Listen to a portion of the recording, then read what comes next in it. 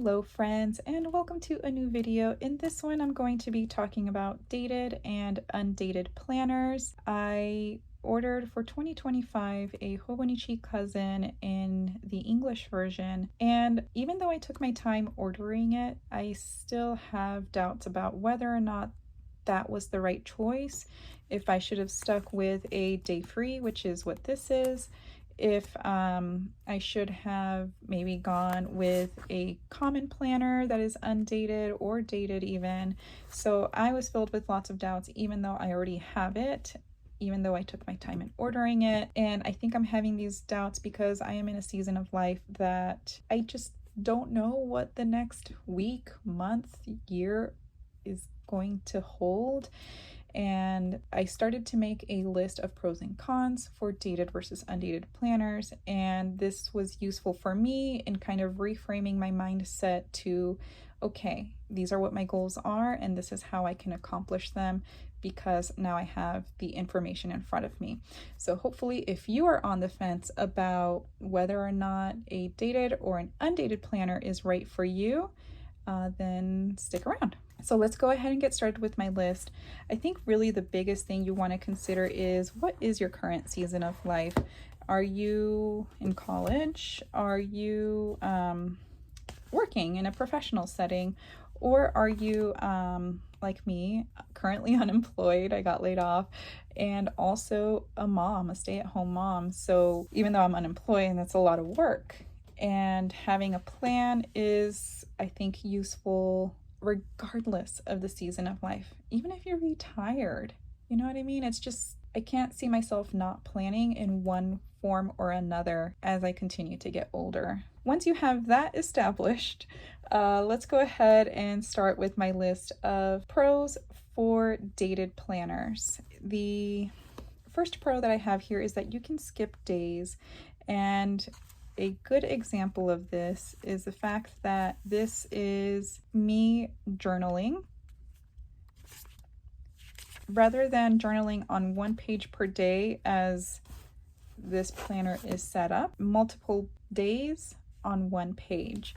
So that's really nice, because if you are somebody who is bothered by blank pages, at least on these, or actually in general, if you're bothered by blank pages, then you might not necessarily have that as an issue here. And that's really nice because you can save on paper. At the end of the day, you're going to be able to use your planner indefinitely. So even if I stopped journaling here, which I did, and now we're in October, I can pick this notebook back up basically whenever I want. It's going to have an indefinite use. Another example of this is my passion planner. So this passion planner is from 2019, and I essentially stopped in late August. However,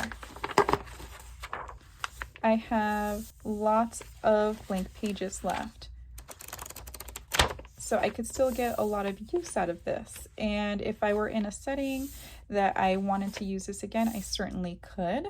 And it's great because I don't have to purchase another one. And it kind of also helps me to get back into the habit of planning in this particular way.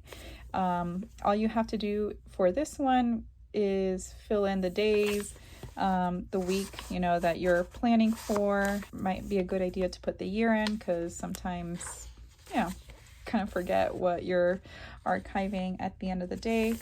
So because of that, again, this can last you indefinitely until you run out of pages.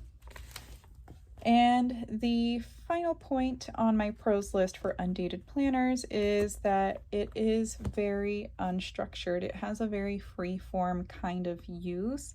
So again, the way that I used my day free this year, as you can see, I was journaling pretty consistently up until I wasn't, and then I just started using this as my to-do list. I am still using this pretty much on a daily basis and kind of evaluating what I need to do, what I need to get done, which is really nice, because if I wanted to pick up journaling again, I can do that in I can do both those things in this one little planner. All I would actually do is put like a little clip or something. I have a bunch of little clips like bookmarks that I can mark where my to-do list and continue with journaling and kind of go back and forth doing that. So with that said about the free form kind of use with undated planners, let's actually start jumping into the cons list. And because it is such a free form and unstructured kind of way of using a planner, it also can be overwhelming. It might feel like you need to make a plan to be able to plan. In this example that comes to mind is the Sterling Ink Common Planner. This is something I still actually want to use and want to have goals. But in my season of life right now, I don't have necessarily the time, if I want to make things look pretty, in addition to actually being able to use it, I have to take the time to write, Monday, Tuesday, Wednesday, Thursday, Friday, Saturday, Sunday, the month, the days. I have to take the time to do these things. You know what I mean? It's basically going to take up more of my time to be able to use the actual planner because it is lacking structure. And with that, it kind of feels like there might be a little bit of a learning curve until you get into a groove of things. But for some people, that is overwhelming. If you think about having to, if you are constantly having to think about, oh man, I need to plan, but I don't have my planner set up in order to plan, this might not be right for you. There are planners out there that have a little bit of a hybrid structure, no structure kind of thing. Like again, in the Passion Planner, where you already have the days, you just fill in the number, the week, bam, you're kind of done. Same thing with the monthly spread. You just fill in the month and the number. It's still taking a little bit of your time, but it is a little bit of like a hybrid between the Common Planner and like having no structure at all. The day free, if you are curious, it does already have the months filled out. So again, it's kind of like all of these are similar and different, but I would say this is the most undated thing that you could probably get if it's still the same format. And then there are planners out there that have a little bit of more ability to customize it the way you need to, while also having a little bit of structure. But if you are not overwhelmed by the lack of structure, then an undated planner might be for you, especially if you like the idea that you're not going to have blank pages and that you can have an indefinite use for your planner. So with that said, let's talk about dated planners. So what I have here are all Hobonichi. This is the weekly. It is smaller than an A6, which is very nice and portable. As you can see here, this black one is an A6 size. This is the English Tacho, and then this is the Cousin Avec. So it's split from July to December. I'm pretty sure at this point everybody knows this. So let's start with the first point on my pros list for dated planners is that there's no setup needed. So I just finished talking about how the fact that you need to set it up a little bit because there is a lack of structure with these. These are all structure. That's really nice. You know what I mean? It's like you don't have to go in and think about where to write. You can write at any given moment because your planner is basically already set up for you. So this was a good year. Wow. So as you can see, it already has the dates, it has the month, and I think it has the year already nicely set up. It also has the months set up for you. So all you got to do is fill in the blank spaces, which is really nice. And then you have your daily pages. You don't have to think about where to turn to. It's like you already know what's, in chronological order, basically. Having that template is nice. You get used to it. You get to find your flow for how you get to use your planner. And that actually makes it really easy to use. You don't have to think about it, And what's nice also is that it's almost a little bit more archivable if that is even a word, than an undated planner. So like with my passion planner, I have this from 2019. I can pick it up again in 2025 if I wanted to, but it is going to be a little bit like confusing if I wanted to go back, or somebody wanted to go back and kind of look through these planners and through these memories, that it's going to be a little bit not necessarily in chronological order. But anyway, this a little bit more archivable than an undated planner. As far as cons go, because it is structured, it's also rigid. So there's not going to be a lot of customization that goes along with it unless you kind of force it, like I have with this particular weekly planner, where the times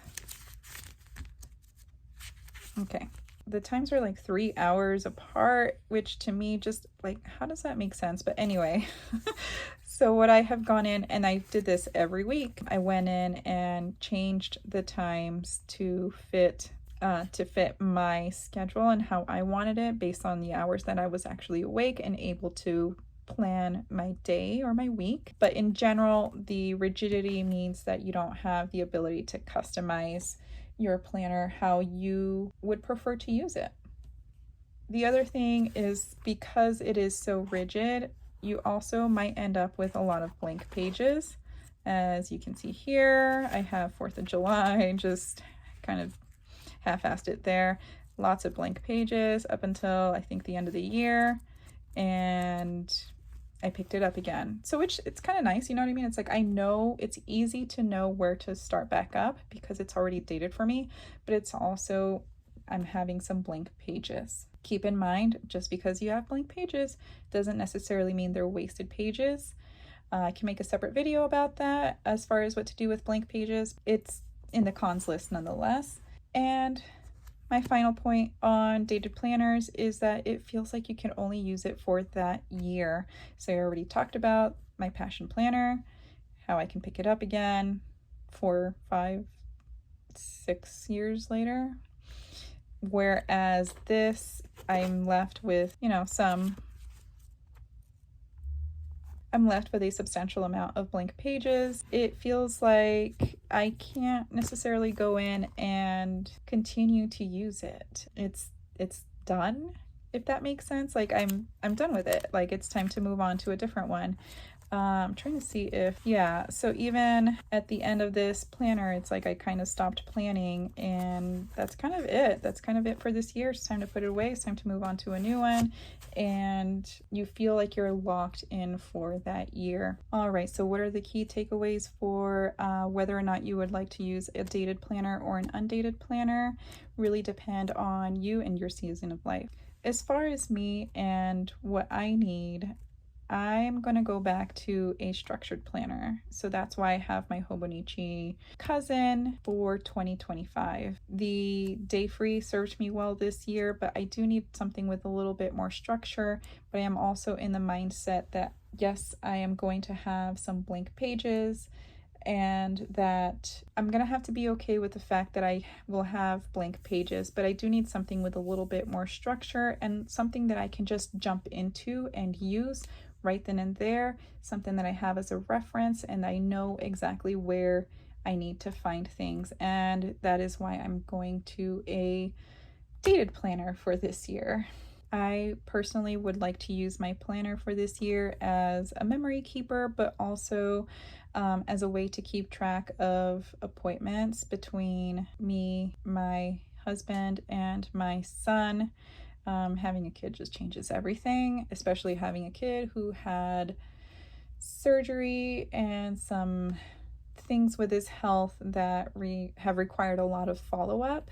And so having a dated planner will just kind of be one less thing to have to worry about, and just being able to jump in and use it. As I go forward, thinking about next year, having an undated planner does feel a little bit overwhelming. And honestly, what I need is one less thing to stress about. So having that structure, I hope, will mitigate that stress. Having a planner should not stress you out. It should not overwhelm you. And knowing that the planner that you have may not be perfect, it should be able to serve you as you want it. At the end of the day, if you are still unsure about whether you want an undated or a dated planner, I probably would default to undated, or even actually just get a notebook. You can go to a bookstore, even like Home Goods and places like that, where you can find pretty notebooks, and just start writing and even create your own template. And once you have that figured out, like what your flow is, you can actually narrow it down to what it is that you can get out of a particular brand of planner. So hopefully this kind of helped. If you were on the fence about one or the other, please let me know in the comments if you have any questions, or if there was something that I said that was unclear or that I could have talked about a little bit better. Let me know in the comments below, and I will see you in the next video. I hope you are doing well and have a fantastic day. Bye.